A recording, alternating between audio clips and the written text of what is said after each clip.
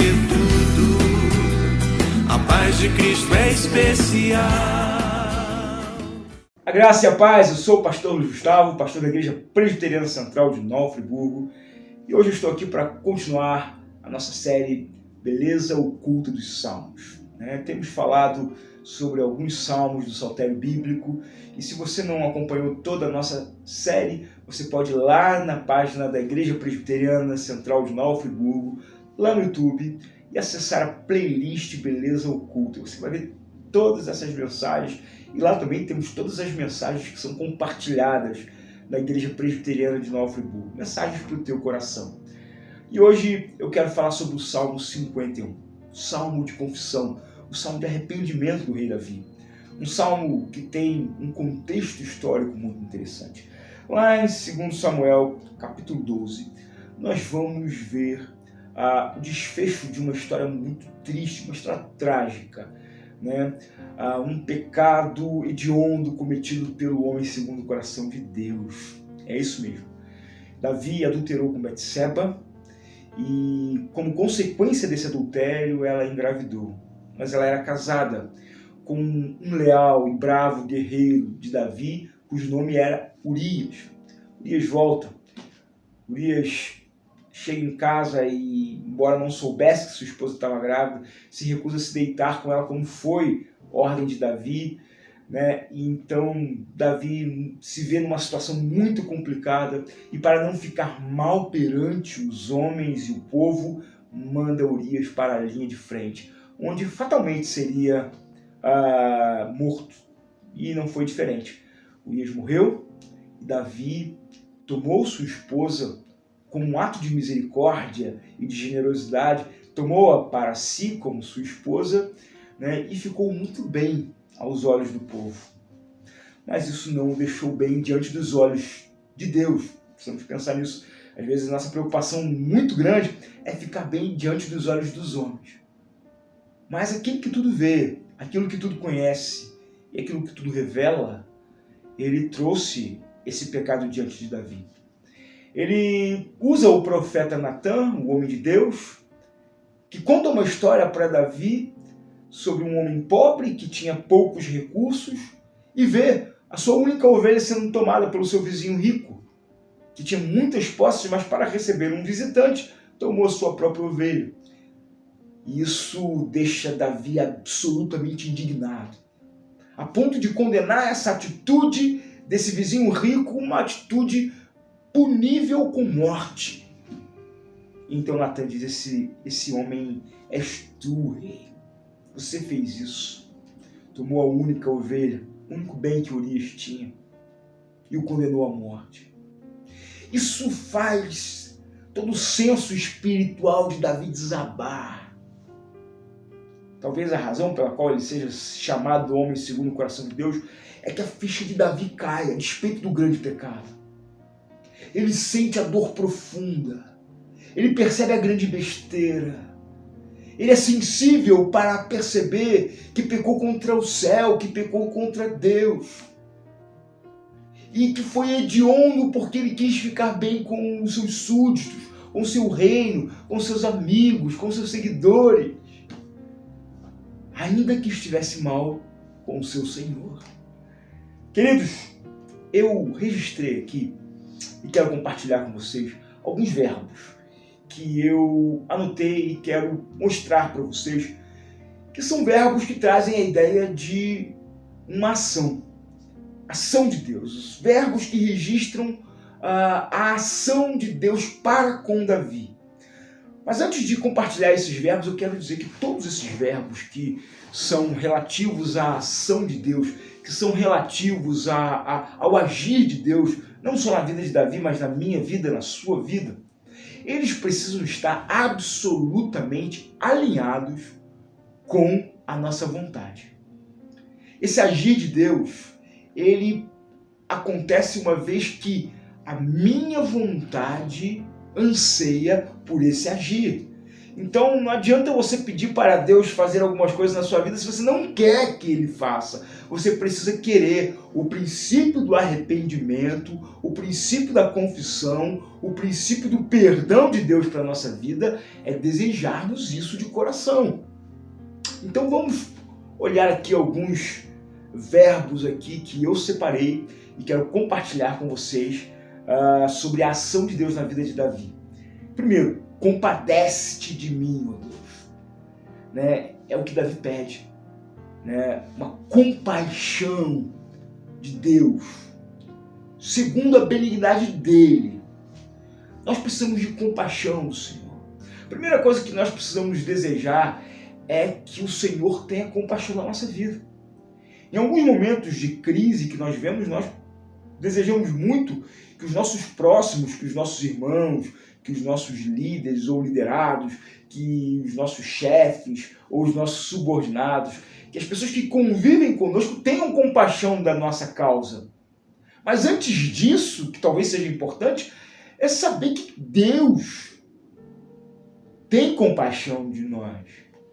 Nós precisamos primeiro da compaixão dele, compadecimento dele. Compadece de mim, ó Deus, segundo a multidão das tuas misericórdias, para que sejam apagadas as minhas transgressões. Nós estamos aqui no verso 1.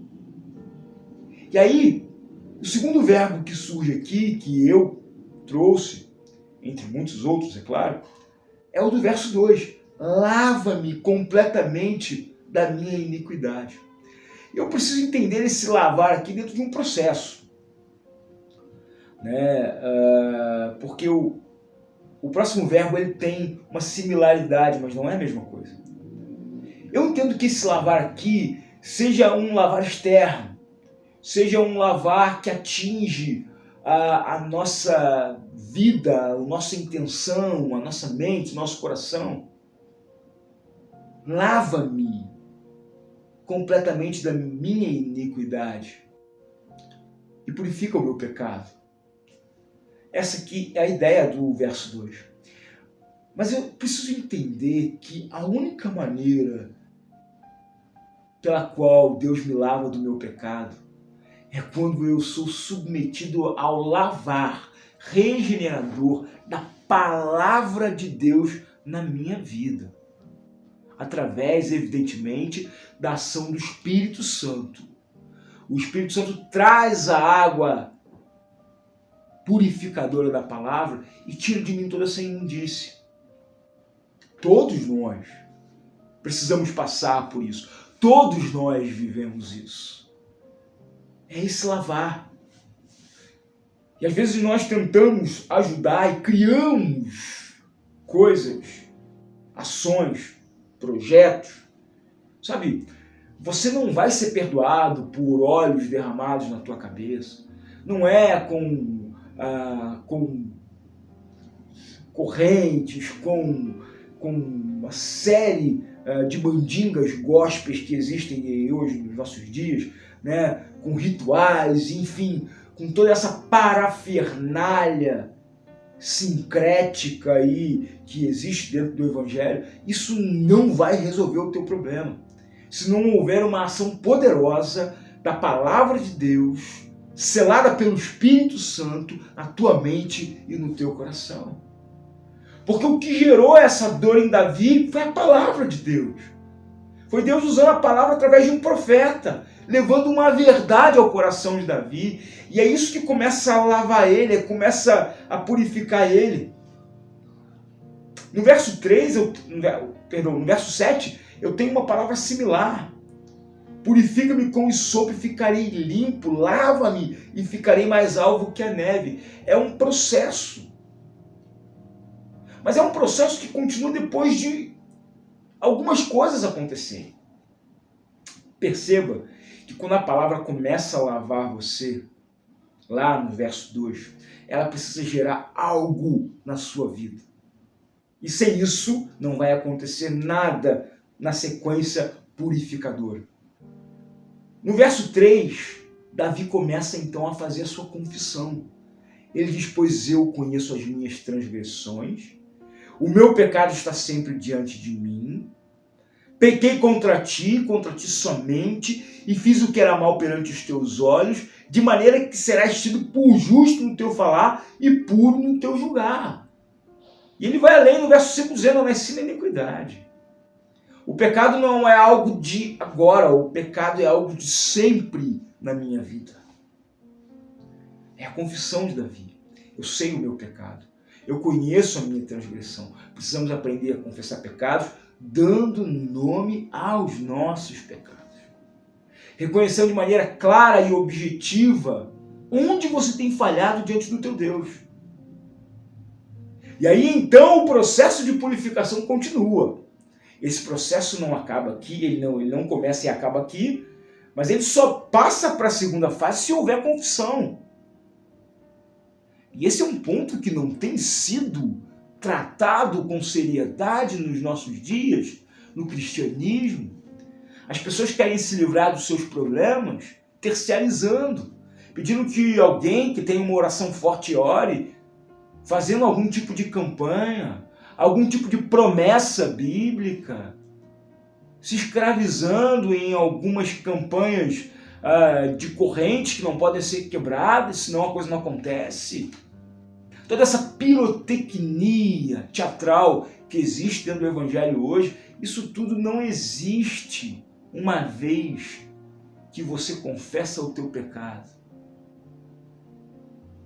que você coloca diante do Todo-Poderoso e você se expõe a esse lavar regenerador do Espírito Santo através da palavra na tua vida. Quarto verbo que eu quero colocar aqui. Esse é de fato especial. Talvez um dos verbos mais especiais da Bíblia. Verso 10 diz assim: cria em mim, ó Deus, um coração puro.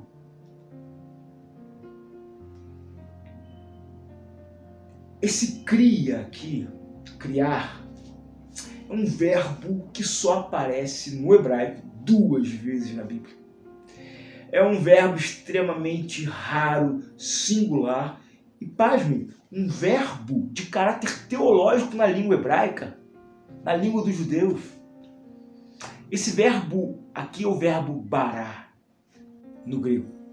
Esse verbo só vai aparecer uma outra vez na Bíblia, Gênesis 1.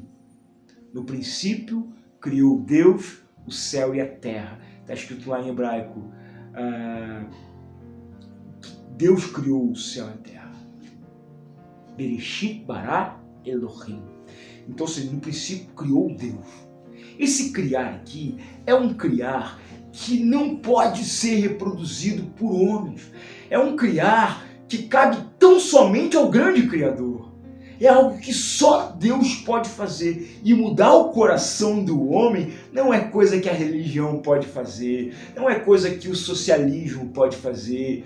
Quando eu me refiro ao socialismo, a todo o sistema sociológico, né? Cultural, religioso, econômico, as influências que nós temos hoje, sejam elas hereditárias ou virtuais, nada pode criar um coração novo do homem, senão Deus. E Ele tem uma maneira estrita, Ele tem uma maneira exclusiva para fazer um novo coração na sua vida. Esse novo coração que Ele pode criar em você é tão somente através do conhecimento da palavra de Deus. É interessante isso aqui. Cria em mim, ó Deus, um coração puro e renova dentro de mim um espírito inabalável. O espírito inabalável não tem a ver com não ter problema, não ter dor, não ter sofrimento. Não, o espírito inabalável é aquele que passa pela dor, passa pelo sofrimento, passa por todos os obstáculos do mundo, mas ele permanece firme. Ele é perene e ele vai além. Esse é o espírito inabalável. No verso 12, um outro verbo. Restitui-me a alegria da tua salvação. Talvez Davi aqui esteja inferindo que alguma das razões pela qual ele pecou é porque o pecado havia embotado a alegria da salvação na sua vida. Eu não sei se é isso e nem acho que isso justifica o pecado, porque na verdade nós pecamos porque somos por natureza pecadores. Mas a questão é que o pecado tem tirado a alegria da salvação de muita gente. Tem muita gente adoecida, tem muita gente abandonada, tem muita gente cansada, sobrecarregada pelo peso tenaz do pecado. O autor de Hebreus diz que nós precisamos nos desembaraçar do peso do pecado que tenazmente nos assedia. E como isso acontece? Confessando. Sendo orientado pela palavra e dirigidos pelo Espírito Santo de Deus. Olha como é que tudo aqui afunila para uma direção. Restitui-me a alegria da tua salvação. E sustenta-me com um espírito voluntário. Restitui, Senhor. Alegria no coração de alguém que esteja me assistindo hoje. Que está cansado. Que está envergonhado. Que está distante. Talvez eu esteja falando com alguém hoje que já andou nos caminhos do Senhor. Foi chamado pelo Senhor. E o chamado continua na tua vida, mas você está triste, você falhou, ou decepcionado porque alguém falhou com você. Que o Senhor restitua a alegria da tua salvação. Que o Senhor restitua a alegria, porque uma vez restituída, veja o que acontece a partir do verso 13. Davi tem vontade de servir ao Senhor. Ensinarei aos transgressores os teus caminhos, e os pecadores se converterão a ti. Abre, Senhor, os meus lábios e a minha boca manifestará os teus louvores. E isso traz à consciência de Davi, no verso 16, uma realidade que é quase que um antídoto para o problema de uma religião morta em si mesmo. Uma religião que faz aí muitos sacrifícios. Uma religião que tem que ficar vivendo de fazer culto todo dia, sacrifícios todo dia, correntes todo dia, eu tenho que fazer isso, tenho que fazer aquilo, tenho que fazer aquilo. Essas coisas novas do Evangelho que nós vemos aí, ele diz, o Senhor não se compraz desse sacrifício.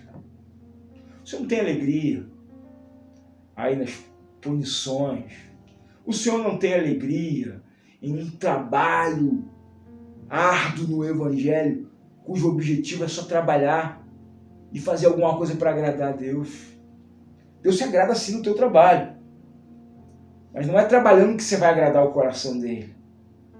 Tem gente que para servir ao Senhor precisa fazer muito. Isso é a síndrome de Maria. Ou melhor, de Marta, né? A irmã de Maria. Maria escolheu a melhor parte. Não que ela não servisse, não que ela não fosse uma ajudadora dentro de casa, mas na hora de sentar diante do Senhor, ela sentou e falou assim, daqui eu não saio, daqui ninguém me tira. Eu preciso conhecer mais sobre o meu Senhor e meu Salvador. Isso é extraordinário. Sacrifícios agradáveis a Deus são espírito quebrantado e o coração compungido. Não adianta, meu amigo, você ser um grande trabalhador na obra. Não adianta você fazer um monte de coisa, acordar cedo, penosamente granjear, se o teu coração tem aí vaidade, se o teu coração está embotado com um monte de coisa que não é de Deus. Se você trabalha por partidarismo, se você trabalha por faccionismo dentro da igreja, se o teu objetivo é ser melhor do que os outros irmãos, se o teu objetivo é ser reconhecido, se o teu objetivo é chegar a cargos. Sabe, tem muita gente que se deixa levar por esses anseios. Deus não gosta disso. Deus não aceita esse tipo de sacrifício, esse tipo de trabalho.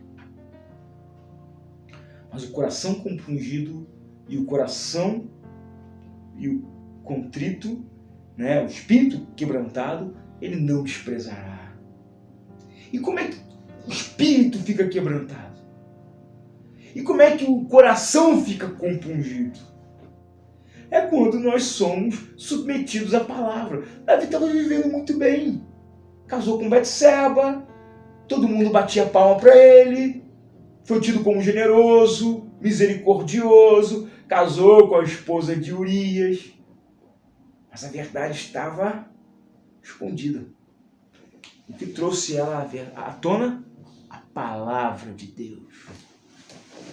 Foi a palavra que detonou Davi por dentro. Foi a palavra que destruiu Davi por dentro. E aí então ele se refez no Senhor. A beleza oculta desse salmo, para mim, na minha opinião, está aqui no verso 6. Olha comigo. Eis que te comprases na verdade, no íntimo, e lá no recôndito me fazes conhecer a sabedoria. Tudo isso aqui só acontece na intimidade com Deus. Intimidade com Deus não está no culto. Intimidade com Deus não está na liturgia. Intimidade com Deus não está nos trabalhos ministeriais. Intimidade com Deus está lá no recôndito, no interior. E quando você encontra Ele lá, você encontra a sabedoria que muda toda a sua vida do lado de fora. Meu querido, que Deus te abençoe. Que o Senhor crie na tua vida um coração puro. E que o Senhor possa hoje restaurar a alegria da tua salvação. Espero que tenha sido boa essa meditação. Que a graça do Senhor seja sobre a tua vida. Nos vemos no próximo programa. Graça e paz. De coração, irmão, quero te declarar a paz que vem de Jesus e vale muito, muito mais do que ouro ou outro metal, mais do que tudo, a paz de Cristo é especial.